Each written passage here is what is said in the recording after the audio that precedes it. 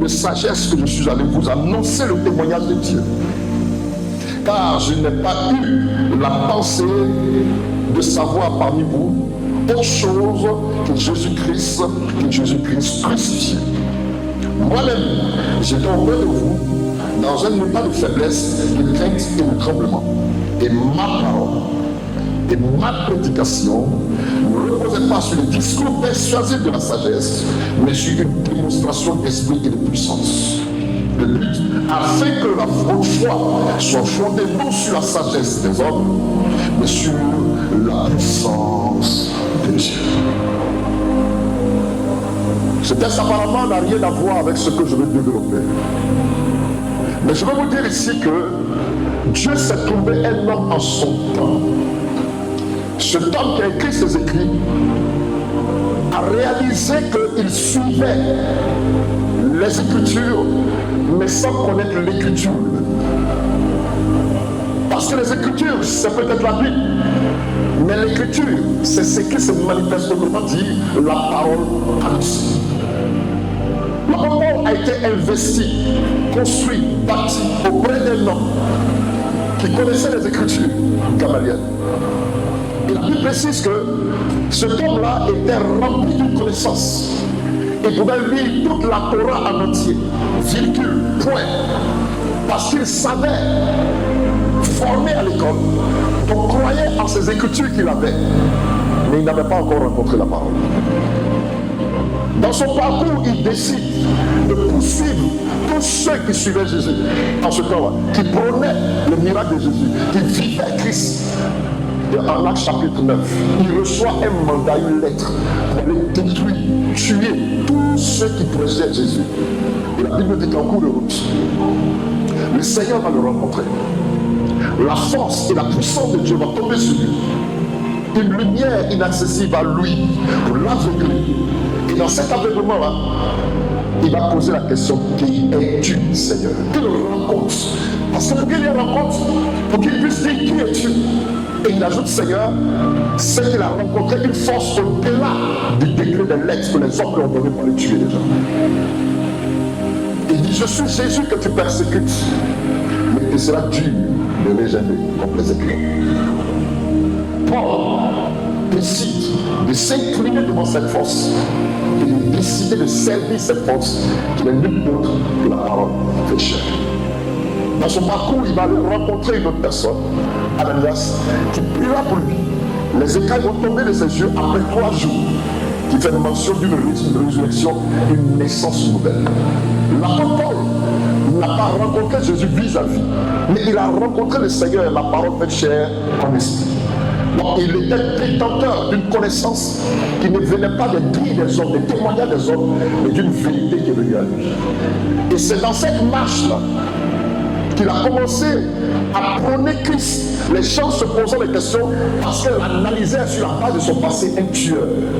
Mais Jésus l'avait actualisé dans le temps de Jésus le présent. Pour démontrer que les hommes peuvent accuser, les hommes peuvent parler de toi au passé à cause de ton histoire passée. Même ceux qui te disaient déjà chrétien ne croyaient pas en lui parce qu'ils le jugeaient sur la base de son passé. Mais Dieu l'a mis dans son présent, Jésus, protecteur de sa vie, avec un avenir glorieux pour démontrer aux yeux de tout le monde que le langage qu'il prônera, la parole qu'il prônera va changer les destinées. L'apôtre Paul va se retrouver maintenant en 1 Corinthiens chapitre 1. Et il va se retrouver en face de certaines personnes qui sont en train de cogiter, se dire: mais qu'est-ce qui se passe au juste? Il y a une forme de rivalité qui s'impose. Celui-là dit: je suis de Paul. L'autre dit: je suis d'Apollos. L'autre dit: je suis de Pierre. Paul lui-même dit: moi je suis de Christ. Christ est-il divisé en lui-même? Il va regarder, il va dire: je suis heureux de n'avoir baptisé aucun de vous, sauf Gaius et une autre personne et une autre famille. Parce que ce n'est pas pour baptiser que Christ m'a envoyé, mais pour annoncer l'évangile. Et cela sans la sagesse du langage. Afin que la croix de Christ ne soit pas perdue. Mais je suis venu au milieu de vous. Comme j'étais au milieu de vous faibles, je n'avais rien pour attirer les regards. Mais ce que j'avais, c'était pour changer les destinées. Et il m'a dit ceci: car je n'ai pas eu la pensée de savoir parmi vous autre chose que Jésus. Donc tout le monde peut se limiter à ce Jésus connu de tous comme le Dieu du miracle. Mais je suis allé jusqu'au bout un autre élément qui change le cours de vie. Jésus-Christ crucifié. Donc révélant le but pour lequel il est venu, à la croix, donner sa vie pour plus d'un, avec que le changement se fasse. Parce que rencontrer Christ né, rencontrer Christ qui guérit, et ne pas accepter la force de la croix, le but pour lequel il est venu, tu resteras toujours dans ton même état. Il a fini par dire, j'étais au milieu de vous, dans un état de faiblesse, comme tu es au milieu des hommes, dans un état de faiblesse, et tu sens que ce que tu fais ne peut pas avancer, ne peut pas bouger.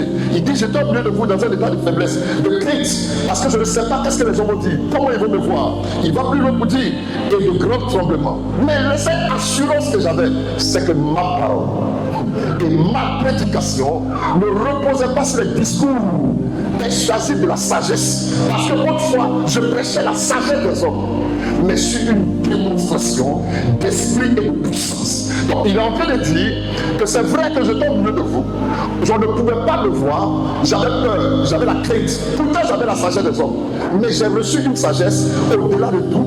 Or cette sagesse, c'est le commencement de la crainte de l'Éternel qui me donne cette sagesse. Donc il est en train de dire que si je viens vers vous, la crainte que j'ai de ce Dieu qui est mort à la croix pour moi, si je prends cette croix, je vous assure que quelque chose va se passer. Il dit une démonstration d'esprit.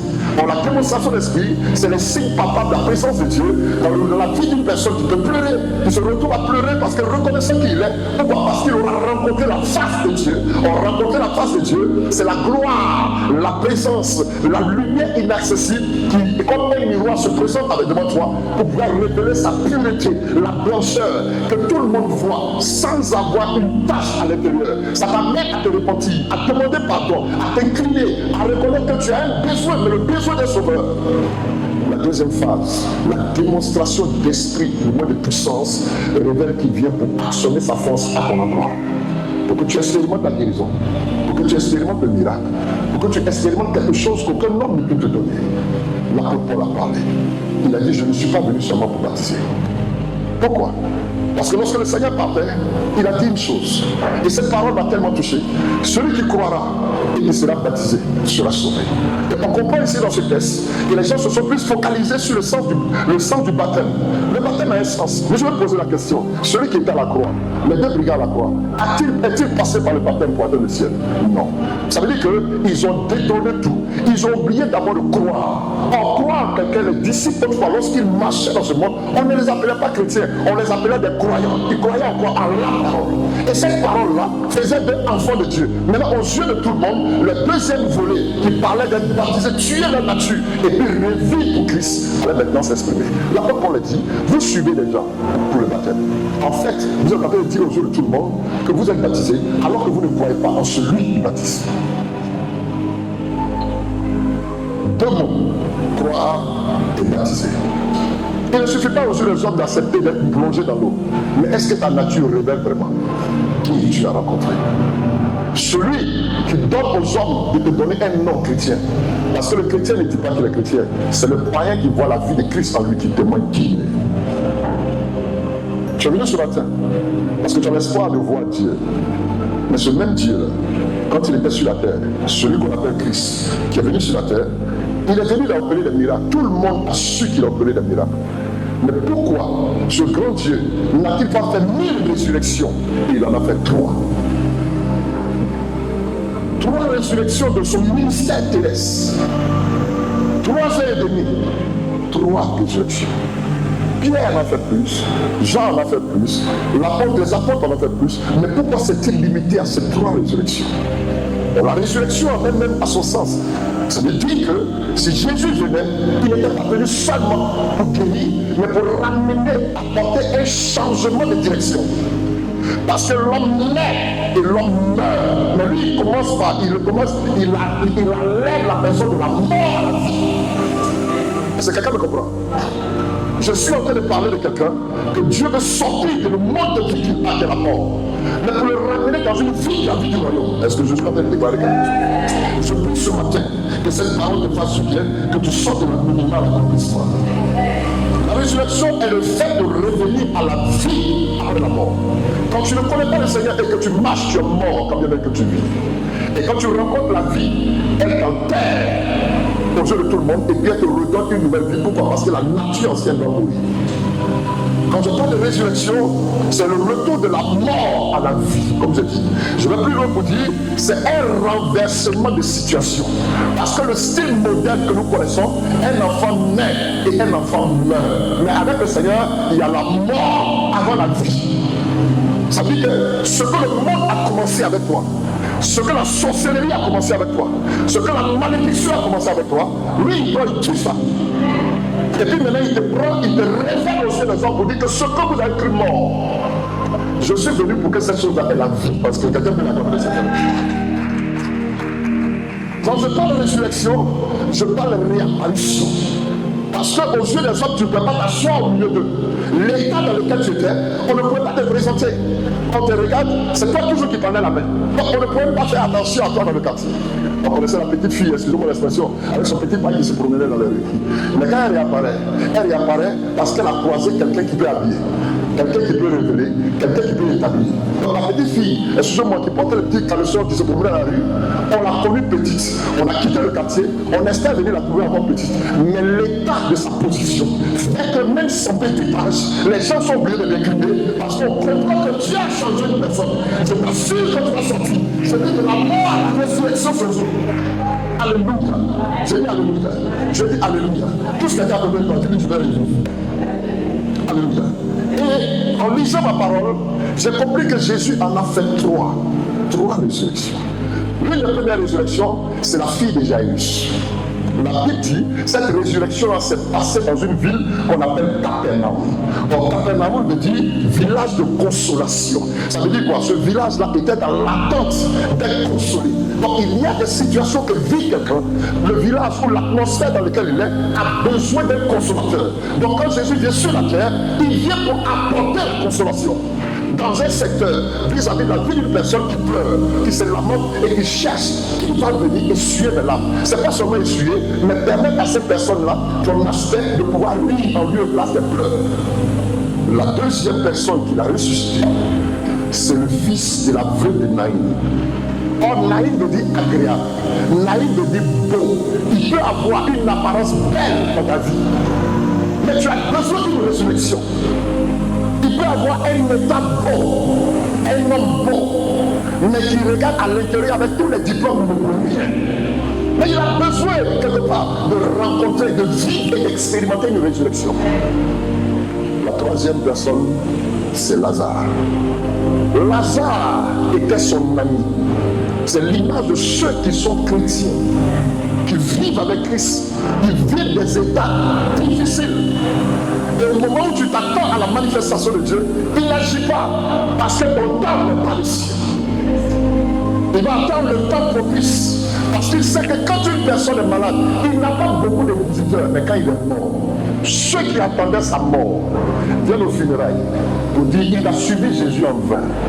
Ce Dieu-là, il arrive à un temps. Et pour lui, Lazare est mort à Béthanie. Donc Béthanie veut dire maison d'affliction. C'est là où les gens attendent ta mort. Donc vous comprenez que le Seigneur a choisi des villes. Mais ces différentes villes-là avaient un langage caché dans la résurrection qu'il opérait dans la vie de ces différentes personnes. Pourquoi? Cela révèle également 3 temps et 3 saisons dans la vie d'un homme. Je peux parler à quelqu'un? Quand je parle de saison, quand je parle de temps, je vous ai dit que le temps, ce sont des dimensions qui sont dans l'univers, dans lesquelles sont ordonnés un ou des événements. Et que ça, je veux dire, il y a un temps pour toutes choses. Un temps pour pleurer, mais aussi un temps pour rire. Ça, c'est sous les cieux. Mais au ciel, il n'y a pas de temps. C'est l'éternité. Donc si Dieu a préparé un temps pour rire, c'est qu'un jour tu vas pleurer. S'il y a un temps pour pleurer, c'est qu'un jour tu vas rire. Mais si tu constates que ton temps s'arrête au temps du célibat, ça qu'il y a un mariage, il y a un problème. Si tu constates que ta vie s'arrête au temps de la maladie, ça qu'il y a une guérison, c'est que le Dieu qui actualise et qui révèle une résurrection au niveau de la maladie n'a pas lieu d'être. Or, ce qu'il dit, il veille sur cela pour l'accomplir. Alléluia. Donc quand je parle de saison, les saisons dans la vie d'une personne sont égales à des situations soit glorieuses, soit, répétez-moi le mot, soit glorieuses, soit désastreuses. Et Dieu n'est pas influencé par ces saisons. Parce qu'il a le contrôle sur chaque saison. Les saisons que tu vis, peut-être des saisons comme le printemps et l'été. Comme tu as dit, comme le printemps et l'été, c'est-à-dire que le soleil brille, tout est beau. Quand tu arrives en Europe, et qu'on te dit c'est l'été, vous allez voir tous les hommes dehors, les femmes dehors. Parce que pour eux, ils ont l'hiver, le froid tout le temps. Or, en été, tu enlèves tout ce qui est manteau et tu t'habilles de façon saine. Ce qui est beau, les couleurs que les hommes portent déjà les couleurs de la gaieté. Mais or, en hiver, ils t'habillent de façon sombre. Parce que ce n'est pas ce que tu as qu'on voit, mais tu es obligé de couvrir. C'est ta protection seulement qui t'intéresse. Et on appelle ça les temps délicats, les temps difficiles. Donc si Dieu se révèle en parlant des temps et des saisons, alors je veux comprendre que si c'est des différents miracles qu'il a accomplis sont des saisons dans la vie de personne, c'est qu'il y a 3 saisons dans la vie de personne. Il y a le jour de sa naissance, il y a le vécu de la personne et il y a sa mort. Mais quand il arrive au tombeau, si c'est quelqu'un qui a confessé Dieu, souvent même il n'a pas confessé, sur son tombeau on met une croix. Pourquoi mettons la croix? Alors que dans sa marche, il n'a jamais dit qu'il connaissait le Seigneur. Parce que la famille est chrétienne, sur son tombeau on met une croix. Mais là au tombeau, je vais attirer votre attention au tombeau. On mettra ta date de naissance et on mettra ta date de mort. Mais entre la date de naissance et la date de mort, il y a un petit trait qu'on appelle le trait d'union. Ce petit trait-là, il parle de tout ton parcours sur la terre, comment tu as vécu. On ne pourra jamais expliquer, il m'a donné l'argent, il a fait ceci. C'est le petit trait-là qui signifie qui tu es. On peut inscrire ton nom, parce qu'ils connaissent le passé. Mais l'avenir reste entre les mains de celui qui vit à jamais. Donc il est venu pour que tu aies la vie. Tout le monde peut vivre, mais la vie abondante est resserrée, serrée, secouée. Ça passe dans un couloir vers le ciel. Je suis venu attirer ton attention ce matin. Et quand je regarde cette vie, je comprends que Jésus est arrivé à un temps. La fille de Jaïrus, dont le pasteur avait les Écritures, il connaissait le fonctionnement de la manifestation de Dieu, mais malgré ça, son enfant est tombé malade.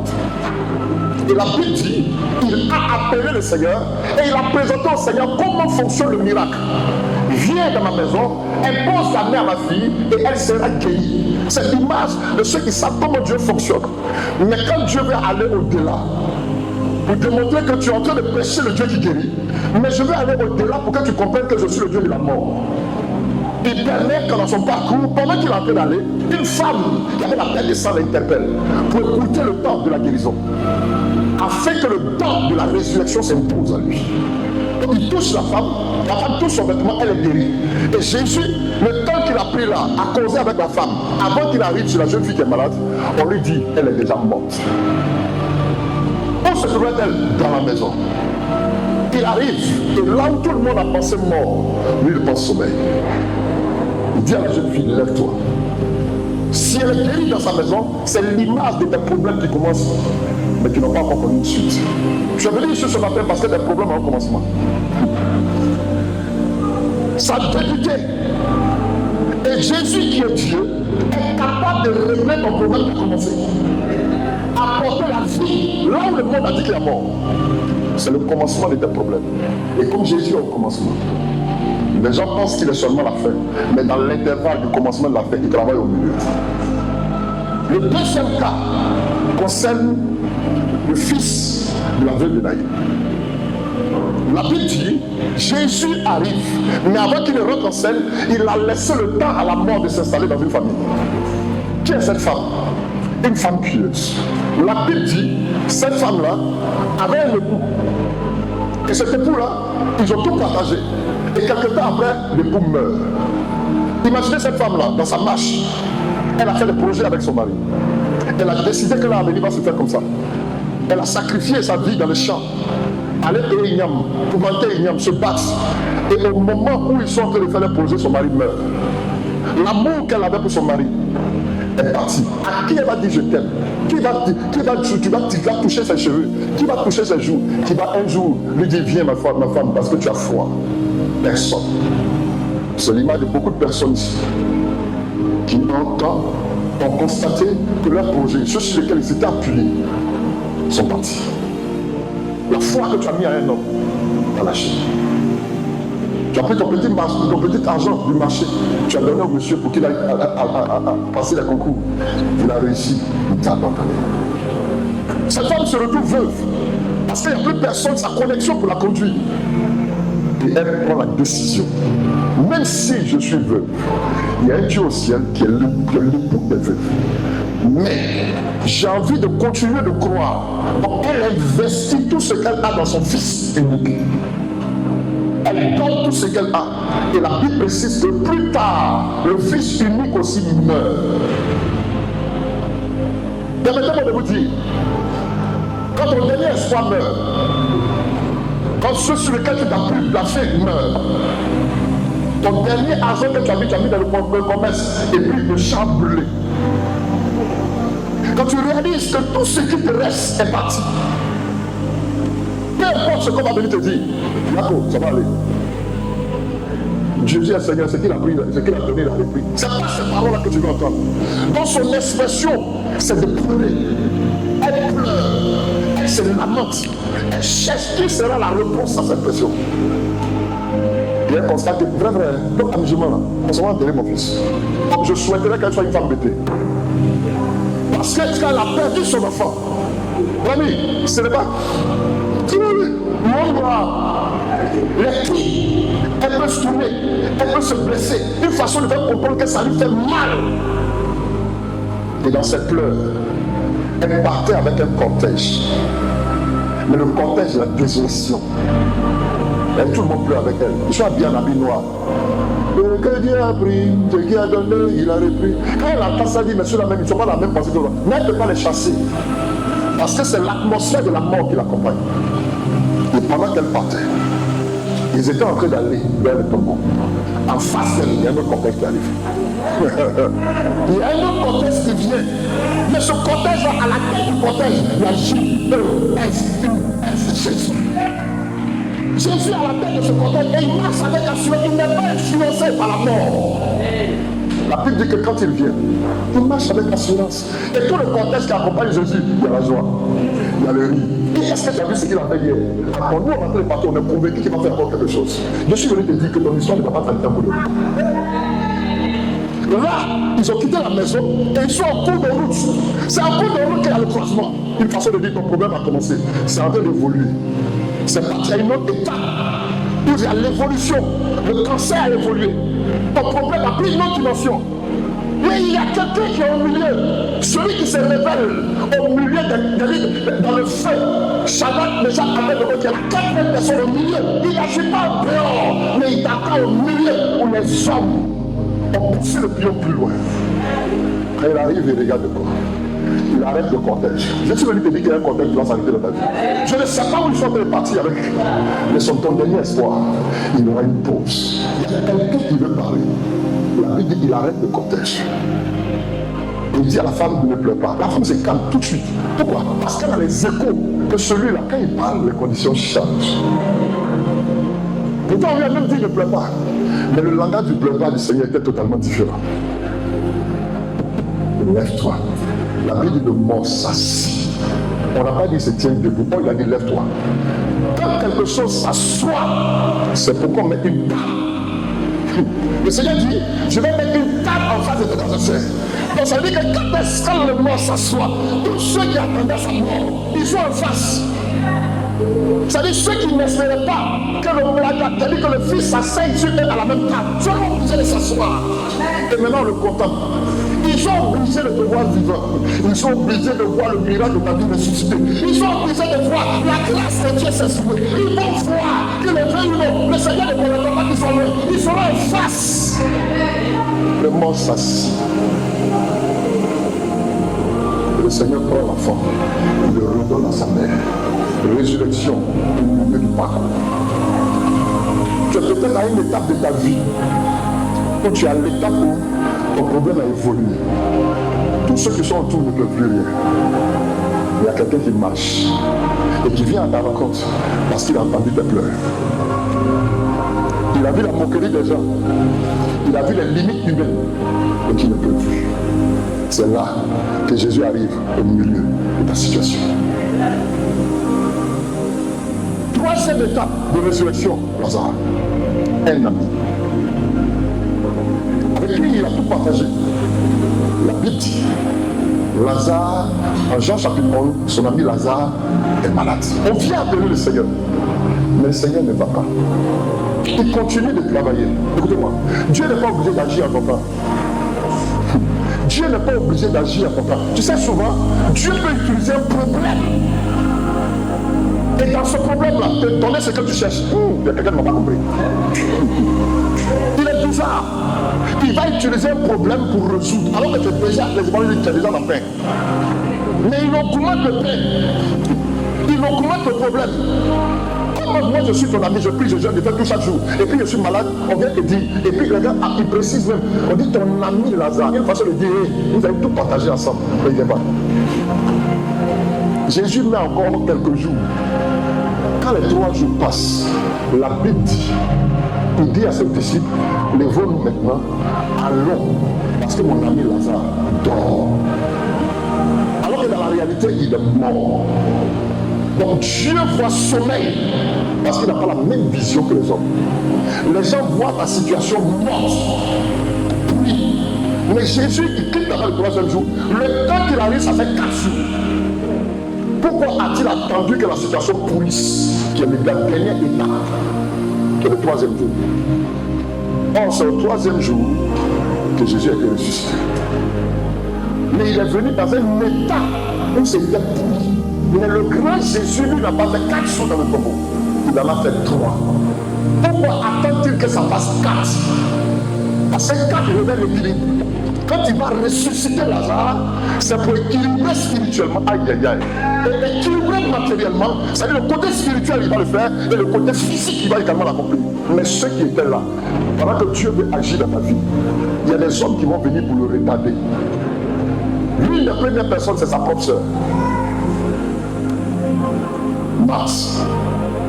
La deuxième sœur va activer pour accélérer la main de Dieu. Pourquoi? Parce que la Bible dit, en le psaume 147, verset 15, il envoie les gens sur la terre et sa parole court avec rapidité. Ça veut dire qu'il veut rattraper le temps perdu. Est-ce que je suis en train de quelque chose à quelqu'un? Il y a peut-être des situations qui t'ont échappé, mais quand Dieu vient, il accélère. Pendant qu'on pense que c'est mort, c'est là qu'il accélère ses pas. Marie, ton beau Dieu le Seigneur, si tu avais été là, mon frère ne serait pas mort. La vie de Jésus frémit en lui-même. Où l'avez-vous mis? Viens et vois. Pendant qu'il avait parlé, Marc revient encore. Il sent déjà.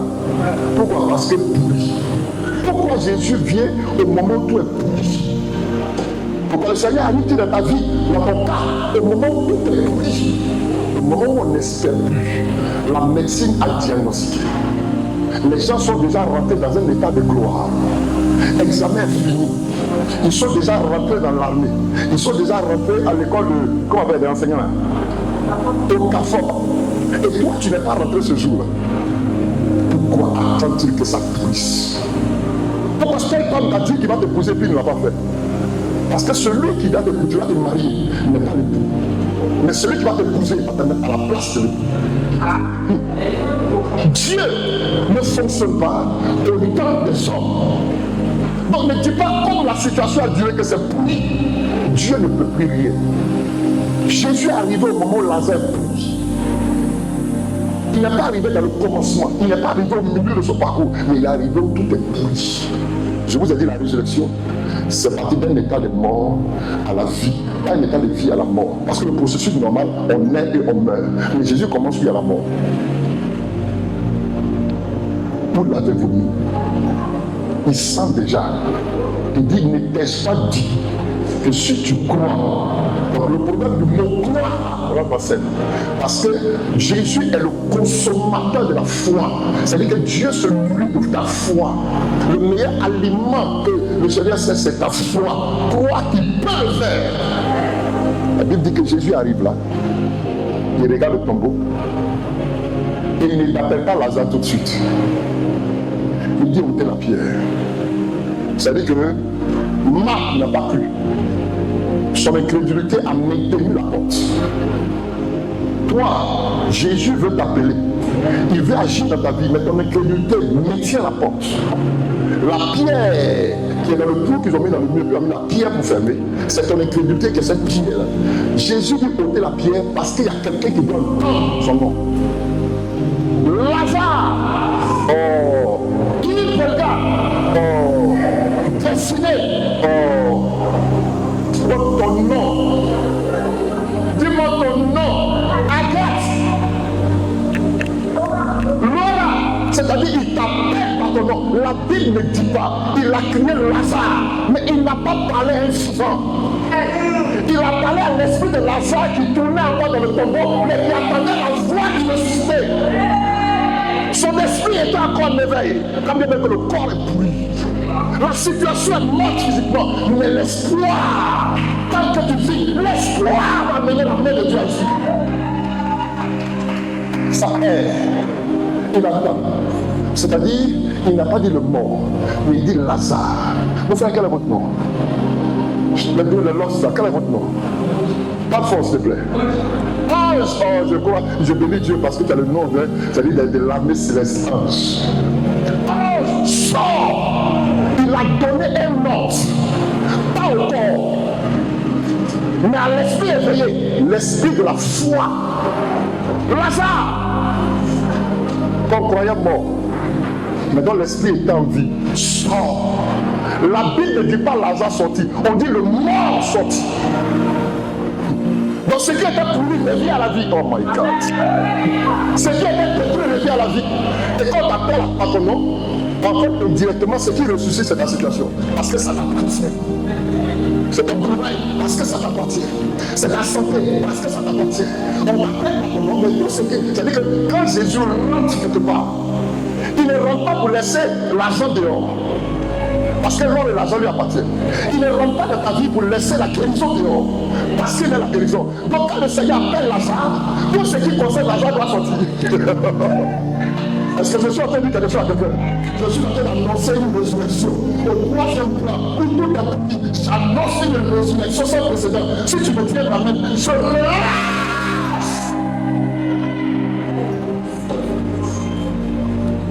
Alors j'ai commencé à faire des recherches. Et j'ai dit, mais comment Jésus peut-il attendre que tout pourrisse? Il va me dire, ma voix fait office de ma personne.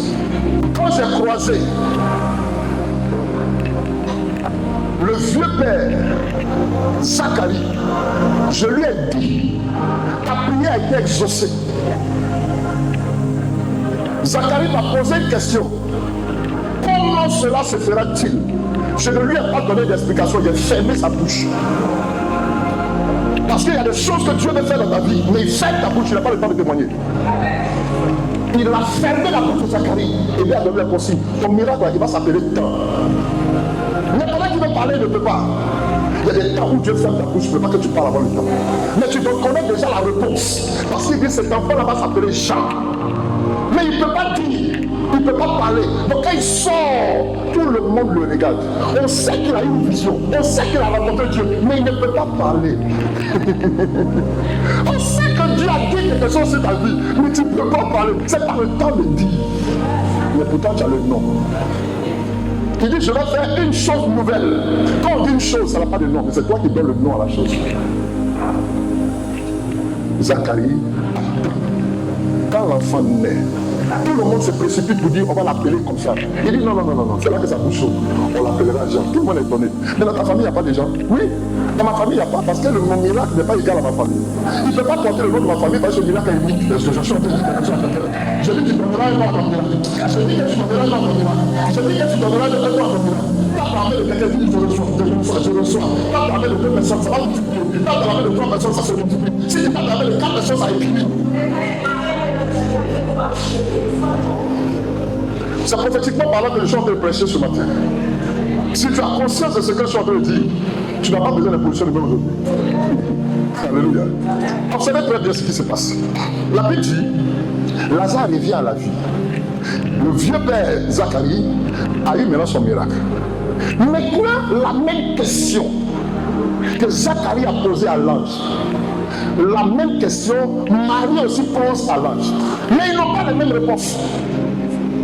La Bible dit, l'ange vient croiser Marie et puis dit, je te salue. En anglais, on dit congratulations, ça veut dire félicitations. On félicite quelqu'un pour ce qu'il a fait comme espoir. Ça veut dire que dans la ville où elle était, c'était une jeune fille qui s'est gardée plus pieuse. Une prophétie disait qu'un enfant va naître de cette ville. Dans la lignée de la tribu de Juda, il y a aussi d'autres filles qui sont dans la même ville. Mais la Bible dit, l'ange devait devenir dans une vierge. Donc pendant que la dépose se vidait là, elle s'est préservée. Donc quand il dit je te salue, congratulations, félicitations, comment tu fais pour tenir? Le Seigneur est avec toi. Cette salutation-là va provoquer un miracle, une atmosphère de gloire. Là où on disait que ce n'est pas possible. Donc la manifestation de Dieu devient différente. Donc il dit tu deviendras enceinte, tu enfanteras pas un enfant. Parce que chaque fois Dieu parle de fils, il parle de la destinée, de la carrière, de celui qui va accomplir un fils. Elle pose la question à l'ange. Comment cela se fera-t-il? Parce qu'en temps normal, ce que moi je sais, c'est que tu dois aller avec un homme, ce qui est normal. Ce qu'elle connaît, c'est la normalité. Donc elle dit comment cela se fera-t-il? Elle est en train d'attirer l'attention du Seigneur pour dire c'est vrai, je n'ai pas d'homme. Mais ce que tu es en train de dire m'interpelle. J'ai besoin d'expérimenter quelque chose que personne n'a expérimenté avant moi. Parce que toutes les femmes stériles que tu as rencontrées, à qui tu as dit tu auras un fils, elles avaient déjà un mari. Mais moi, je n'ai pas de mari. Donc, comment cela se fera-t-il? Donc, elle quitte la dimension terrestre pour rentrer maintenant dans la dimension spirituelle pour contempler ce que le Seigneur devait faire. Il lui dit quoi? L'homme du Dieu autocouvrira, il n'a pas rendu mieux. Il lui donne l'explication. L'homme du Dieu autocouvrira. Le Saint-Esprit va mettre quelque chose en toi. Donc, ce Jésus qui est venu là, ce même Jésus-là, il n'a pas utilisé la porte. Le processus normal que tout le monde connaît là, il faut aller avec un homme. Lui, il a utilisé quoi? Il a utilisé quelle porte pour rentrer dans son ventre?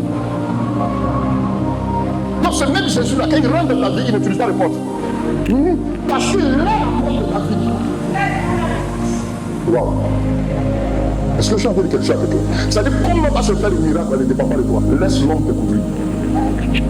Et le processus de comment ça se fait, il va mettre l'enfant dans ton sein. Il va enlever le problème. Il va faire ceci et ça ne dépend plus de toi. Quand il finit de lui dire, elle dit, qu'il me soit fait selon ce que tu as dit. Parce que je suis convaincu que ce que tu dis, ça arrive.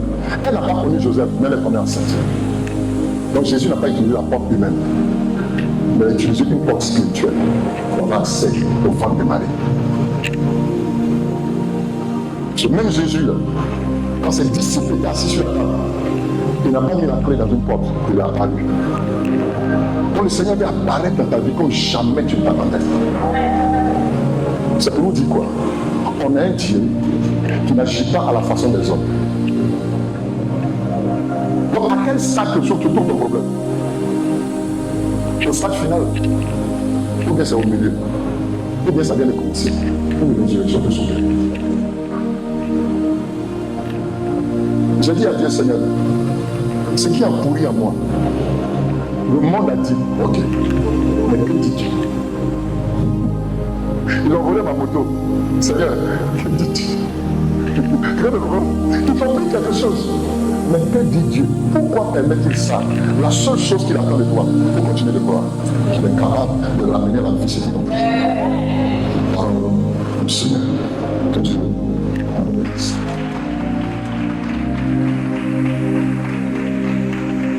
Donc quand l'apôtre Paul dit, ma parole de ma prédication ne reposait pas sur les discours persuasifs, mais sur une démonstration d'esprit et de puissance, l'apôtre Paul est en train de dire la parole prêchée, c'est-à-dire Christ prêché. Il ne vient pas seulement pour être annoncé, mais quand il est annoncé, il vit.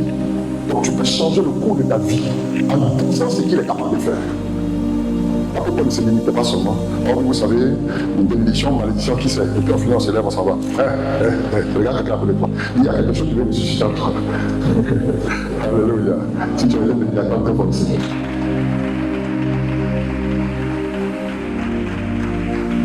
Alors, à cette étape-là, nous allons prier en 5-10 minutes. Je sais que peut-être ton problème au commencement. Vous savez, on prie. Il faut lui en prier. C'est en 5-10 minutes. J'ai présenté 3 cas. Dieu, prends ton micro. Dans ton micro, c'est toi qui dis aujourd'hui. Il y a les 3 dimensions de prière. En fonction de ce qu'il a dit, tu vas faire prier le peuple. Maintenant, lève ce micro. Je ne vais pas prier.